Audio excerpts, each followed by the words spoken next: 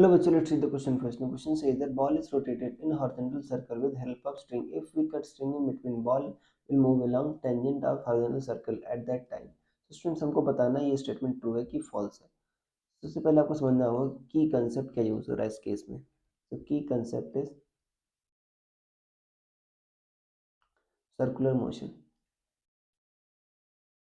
देखो बच्चों, circular motion में क्या होता है, बॉडी आपका सर्कल में मूव करती है, राइट, इन सर्कुलर पाथ आपका मूव करती है.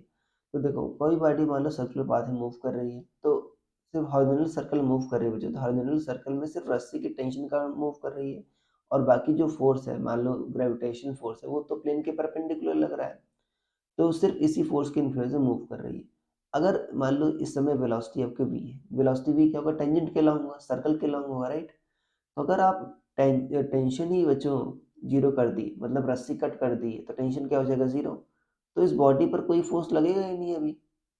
जब कोई फोर्स नहीं लगेगा बच्चों, तो न्यूटन फर्स्ट लॉ क्या कहता है, अगर कोई फोर्स नहीं लग रहा है तो बॉडी क्या होगी, उसकी स्टेट ऑफ मोशन में चेंज होगा नहीं, मतलब रेस्ट में तो रेस्ट में रहेगी, अगर मोशन में है तो मोशन उसी लाइन में मूव करेगी, तो बॉडी क्या होगा, टेंजेंट के लॉन्ग ही मूव करेगी, राइट.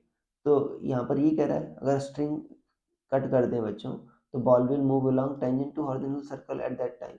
तो yes, this statement is true because of law of inertia. तो ये स्टेटमेंट बच्चों पर ट्रू है, right. This will be true.